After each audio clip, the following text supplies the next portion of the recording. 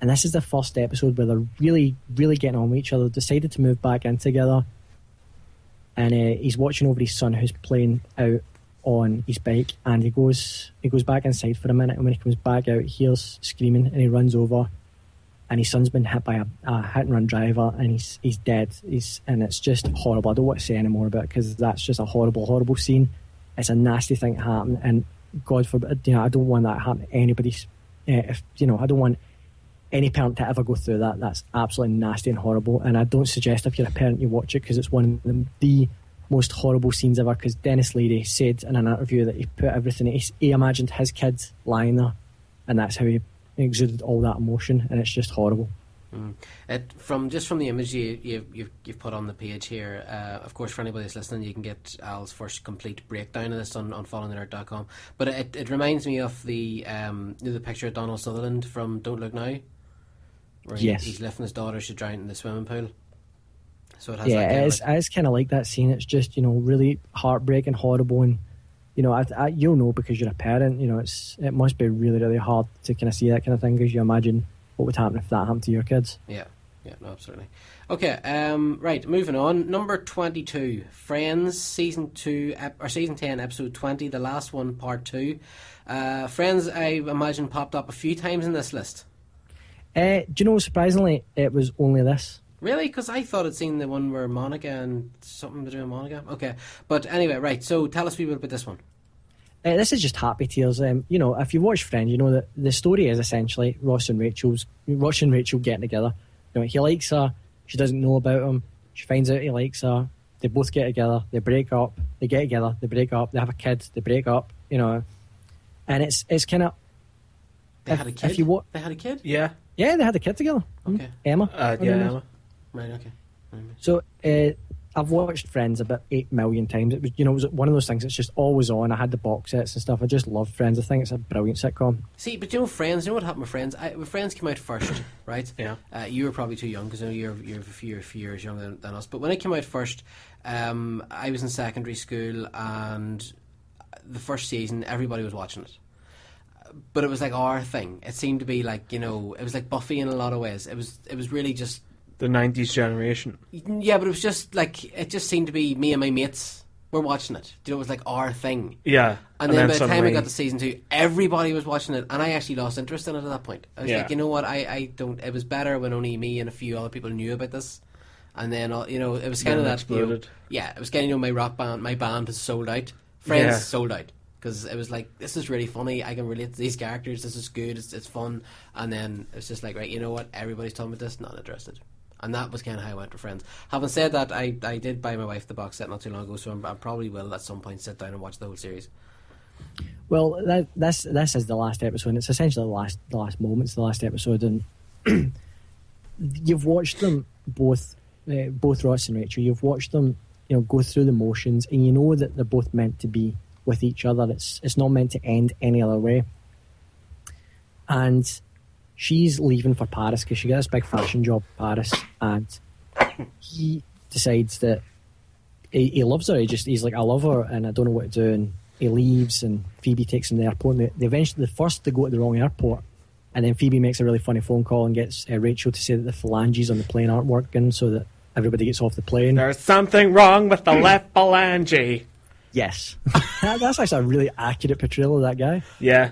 Sir, there's no phalanges on this plane. Oh my god, this plane has no phalanges! I don't even know what that is, and that's good. Okay, you're so flamboyant. I know. So they get off the plane. Ross eventually makes it to the gate. Now, I love when films and stuff do this, because everybody knows you don't even get past a security barrier. There's a girl down there I love. Don't care. Not happening. Yeah. No, because he actually buys a ticket, yeah. As well, but you know that you're not allowed past the gate that doesn't specify where your ticket goes. But anyway, he makes it all the way there, and he screams her name, and Phoebe screams her name. She eventually comes out, and he's like, "No, I love you. Don't go. Please don't go. I don't want you to go." And she's like, "I don't know how to deal with this. I'm going to Paris. I'm sorry." And she walks on the plane, and he gets home, and he's just bummed out. He's like, I told her I loved her, and she's away, and I don't even know what's going to happen. And he presses his answer machine. Back in the days when people actually had answer machines, and he presses his answer machine, and it's a message from her, and she's on the phone to him. And she's phoning from the plane, and she says, "Look, I I just don't know what to do. And, you know, she's like, I love you. Oh, no, I actually do. I love you. I want to go off the plane. And she's like, I want to go off the plane. The stewardess is like, sit down, ma'am. You can't get off the plane. She's like, no, I want to go off the plane. And then the message just cuts, and he's like looking at the message, and he starts hitting the answer machine. She's like, did she go off the plane? Did she go off the plane? And then from just behind him, you hear her voice saying, I got off the plane. And then obviously, because it's filmed in front of a live studio audience, everybody's like, yay! And everybody at home was like, yay! And then, you know, people years later were like, yeah, well, we've seen it. Whereas I would have been sitting going, Jennifer Aniston fell for the world's most boring man. Really? Yeah, there's hope. Yeah, there's hope for me yet. Yeah, I see. Yeah, you know, Chandler was funny. Joey was good looking. Sexy, yeah.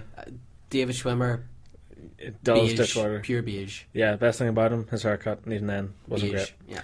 yeah. 9 years ago that aired. Last episode. Yeah. Wow. 9 years ago. Quite scary, but that's just that. That's one of those moments. I think that's the happy tears. If you do bother crying at it, that's the tears that are like, oh my god, they're together, and no, I yay! think what really choked me up about the final episode was just, do you know, just right at the end where they leave and you have this the shot of the empty apartment that then it ends with the picture frame over the lie hole, the people. Yeah, and it's just the music they use. It's just an acoustic guitar, and then that's it. You know, like for that, I got a little bit of a lump in my throat, but there was nothing in Friends that I ever shed a tear over. Except that David Schwimmer was getting paid to be the world's most to be a boring person. man. Yeah, fantastic. Okay, now from one end of the spectrum to the other, again, death of a major character. Supernatural, Season 7, Episode 10, Death Stories. I've actually got all of this, every episode so far, because I tried to watch the first episode of Supernatural and I thought it was so hokey that I was like, I can't watch this. But I have been assured by people that it actually gets a hell of a lot better and it really is worth watching. So this is Supernatural. This is number 21, the last one of this week. Tell us what happens. This is a major character. As you notice, like quite a lot of them are deaths, because I think that is one of the saddest things, you know, to happen in life is death. So a lot of people relate with it because, you know, a lot of people know folk who have died, and it brings up these feelings. The character in it is Bobby Singer, and he is essentially a father figure to Sam and Dean Winchester, who are the main protagonists of the show. They have actually got a father for the first couple of seasons, and but he's never really been around, and it's explained as the seasons go on that Bobby actually was one of the kind of guys that brought the boys up, because their father was always off hunting demons, and he left them with Bobby, and he used to take them hunting, camping, and, you know, taught Sam how to catch and stuff like that, or taught Dean how to catch, and he taught them how to fix cars and eventually how to hunt demons. And as the seasons go on, he really does become more and more of a father figure, you know, worrying about him and stuff. So in this episode, he's essentially already dead. He's crossed over. He's been shot in the head by the main villain, and he's already kind of crossed over, and he's in, I suppose you would call it, your own private hell. And his friend Rufus is there, and he's taking him through all these memories that he's got. So it goes from horrible memories like his wife dying and stuff to like really happy memories where he's with Dean and they're playing catch and stuff. And then a Reaper turns up. Now the Reapers are, you know, death isn't just one person that goes around taking everybody. There's millions and millions of these things called Reapers, and they take people's souls away to wherever they're meant to go. And the Reaper comes to take Bobby away, and he says, I'm not going. And he uses a spell so that he can get out of death for just 1 minute. And he wakes up for just a second. He scrolls something on Sam's hand, which is to help them solve how they're going to slay this big demon. And he just looks at them both and he smiles and he just says idiots, because that's one of his kind of things. He was always calling them idiots, or it would be idiots because of where he's from. So, idiots. And then that's him gone, and he decides at the end of the episode he's actually not going to move over. He's not going to go to where he's supposed to go. He's just going to stay on Earth and be a spirit and follow the boys around, which doesn't end too well for him. But it's just this moment, especially there's a moment in it where he's talking to Rufus, and Rufus is like, "Why are you doing this? You should just move over, Bobby. What are you playing at?" And he screams, "Well, they're my boys. They're my boys," and it just shows you how much like a father he has become to them. And he just doesn't want to leave his boys alone on Earth. There you go. Think that one over. That's emotional. That's Yes. deep. Yeah, it's one of those things. I guess you know it's hard to imagine it if you haven't seen it. But again, I know it's something that a lot of people had put on the list. Is Supernatural something you watch, Al? Yeah, I've seen all the way up to kind of mid season 8, and then as I do for quite a lot of shows, I kind of wait till the ends their season, and I just watch back to back the season. So it's actually season 9 just started this week. Episode 1 just started, so I'll need to catch up on it so that I can wait until season 9's finished. But I've always loved it. Me and my bud used to sit down and watch it every week with a couple of beers and just, you know, just a bro thing, you know, bro fest. Yeah. Okay, right. Now, Al, so next week you're going to pick it up. You're going to do 20 to number 9 to number 11. Yes. Al, without going into too much detail or spoilers, can you give us an idea of what we can maybe expect? Right, there's a couple of shows on there that probably won't be expected to be on there. A couple of more shows, you know, the vein of ER, you know, kind of sappy dramas as such. So there's a couple of those on there. There's a couple of iconic shows, definitely. And I think it was really hard putting the list together. Doing that top 10 was just impossible. I had to take my own feelings into account of what I thought was sad. I had to take the FTN crew's feelings into account and what was kind of voted the top things, you know, what people said were their top things. So, you know, I think you might be surprised as to what 1, 2 and 3 are.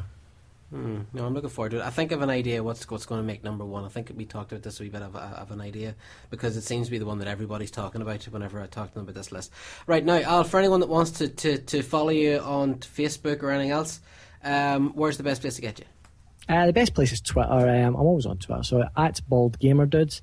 If you'd be so kind to check out my YouTube channel, I do a lot of gaming stuff. I've been doing gaming previews and reviews and Let's Plays, and I do the gaming news once a week, and that's BaldGamerDude as well. So it's like youtube.com/BaldGamerDude. And the new Following the Gamer podcast has been recorded tomorrow, so that hopefully will be up some point next week-ish, depending on when I can get it sorted and send it over to your good self. Excellent. Al, until this time next week, sir, Godspeed, and may the force be with you.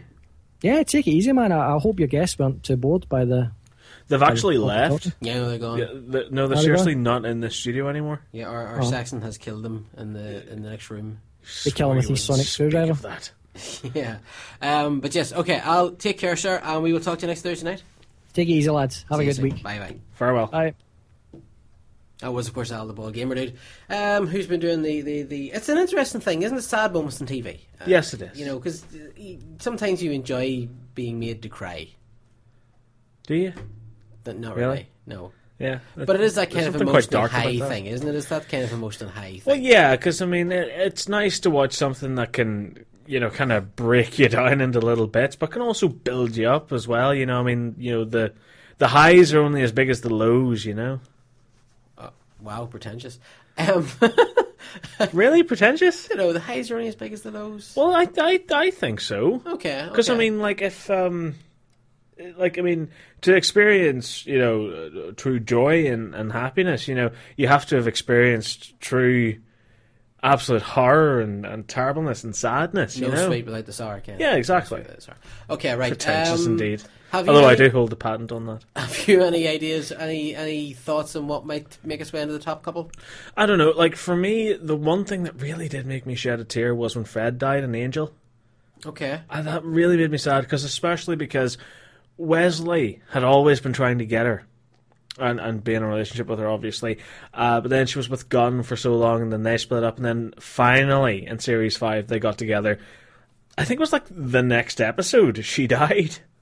So it was particularly heart-wrenching in that typical Joss Whedon fashion. Actually, funny, we talked about, you were out letting the guys out of the studio, we talked about Wesley's death, and how he asked Ilya, wasn't it Ilya? Illyria, to basically to look like Fred. Yeah. When he died. Yeah, because he said, lie to me or something. Yeah. And that was it. Yeah, I had actually forgotten about that until I'll put this list together. Yeah.